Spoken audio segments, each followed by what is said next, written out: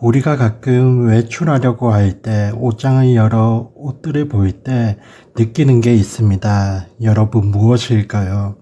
옷이 많으면 많을수록 입을 옷이 없더라. 이런 적 없으실까요?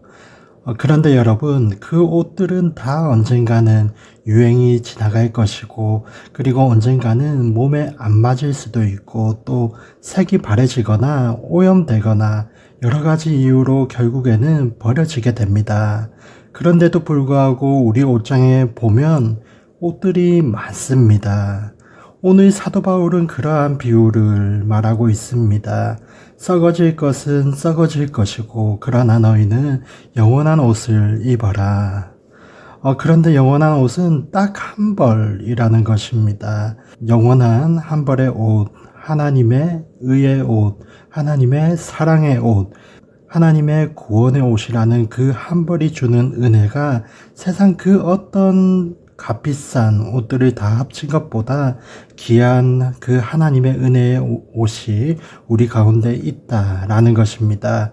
그런데 옷을 입을 때 굉장히 오래 걸릴 때도 있고 또 어떤 사람은 금방 입을 때도 있지만 사실 집 앞에 편의점 갈 때 아니면 금방 걸리지는 않는 것 같습니다. 무엇을 입을까? 그리고 또 이 옷이 괜찮은데 그런데 세탁을 한 지는 좀 오래된 것 같기도 하고, 그래서 깨끗한 옷인지 아닌지 냄새도 맡아보고, 이런 것을 생각하지 않습니까? 우리의 삶, 우리의 신앙 가운데도 우리는 점점 하나님의 의의 옷을 입고, 그리고 성화의 옷을 입고 있다라는 것입니다. 그래서 부활은 예수님께서 다시 살아나심으로 단번에 이루어졌지만, 우리의 성화, 예수님을 닮아가는 것은 천천히 평생에 거쳐서 이루어 나가는 것입니다. 51절 함께 읽도록 하겠습니다. 시작. 보십시오. 내가 여러분에게 비밀을 말합니다. 우리는 다 죽지 않고 모두 변화할 것입니다. 변화될 것이다 이런 것을 말하고 있고, 그리고 너희들이 이제는 육의 옷을 벗겠고, 그리고 이어지는 본문을 쭉 보시면 썩지 않을 영원한 옷을 입을 것이고 그리고 사망 권세를 이길 것을 말합니다.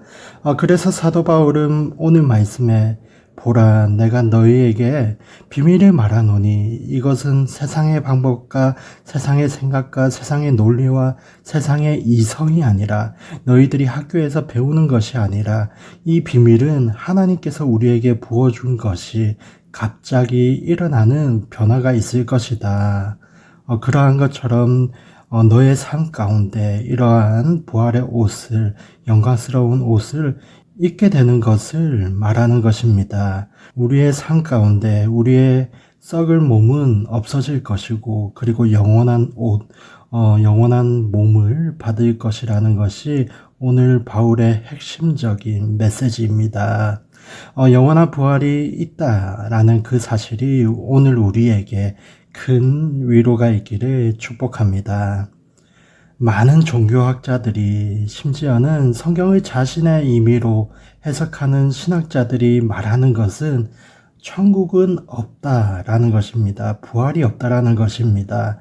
독일의 유명한 학자 임마누엘 칸트 역시 천국이 너희의 마음에 있는 것이지 실질적으로 천국이 있다는 것이 아니라는 것을 주장합니다. 그리고 또 신학자 헤겔이나 볼트만 이런 사람들 역시 그 신학적인 배경을 볼 때 부활이 없다라는 식으로 말할 때가 있습니다. 그런데 이러한 해석은 심각한 오류를 범하고 있습니다. 실질적으로 신앙의 본질은 그들의 신학과 달리 기독교의 신앙의 본질은 부활입니다. 왜냐하면 예수님은 분명하게 부활하셨으며 오늘 바울의 선포와 같이 그 주님의 부활은 사망 권세를 삼켰기 때문에 죽음을 이겼기 때문에 이 세상에서 사람들이 가장 두려워하는 것이 죽음이지 않겠습니까? 그러한 죽음을 부활의 능력으로 이길 수가 있고 그리고 그 부활이 결국에 우리에게 있다라는 것을 선포할 수 있는 것이 여러분 어느 종교에도 없습니다. 우리 기독교에만 있는 것입니다. 그리고 주님께서 그 모범을 보여주셨고 사람들에게 다시 살아나셨다라는 것을 많은 증인들 앞에, 제자들 앞에 보여주셨고 자신의 영광스러운 몸을 보여주셨다라는 것 자체가 우리 기독교의 본질이라는 것을 말하고 있습니다. 58절 함께 읽겠습니다. 그러므로 내 사랑하는 형제들이여 굳게 서서 흔들리지 마십시오. 여러분의 수고가 주 안에서 헛되지 않음을 알고 주의 일에 더욱 힘쓰는 사람들이 되십시오. 여기서 중요한 말씀은 굳게 서라 그리고 흔들리지 말아라 라는 말씀입니다. 왜냐하면 사람의 마음은 진짜 천국이 있을까? 과연 부활이 있을까? 한번 죽으면 끝이 아닐까? 생각이 되어질 때가 있습니다. 그래서 자꾸 우리의 삶에 우리의 몸을 오래 잘 살려고 편하게 살려고 그리고 건강하게 살려고 노력을 하지만 그것도 너무나도 중요하지만 그 위에 당연하게 존재하는 팩트는 죽음은 반드시 온다라는 것입니다. 그리고 그 후에 부활이 반드시 있다라는 것이 우리 기독교의 본질이라는 것입니다. 이 변하지 않을 진리 앞에 여러분 절대 흔들리지 말라는 것입니다. 여러분 세상에서 제일 무서운 사람이 있다면 죽으면 죽으리라 라고 고백하는 사람인 것 같습니다. 왜냐하면 죽어도 나에게는 부활이 있다라는 것을 확신하기 때문입니다. 그래서 이런 사람은 세상이 감당하지 못하는 사람이라고 우리는 표현하는 것입니다. 우리의 신앙생활도 부활이 없다면 우리의 모든 행위가, 우리의 모든 섬김이, 봉사와 구제가 헛된 것입니다. 여느 종교와 마찬가지로 그저 돌 앞에 금칠하고 절하면서 종교행위하는 것과 다를 게 없다라는 것이죠. 그러나 여러분, 오늘 바울은 우리에게 권면합니다.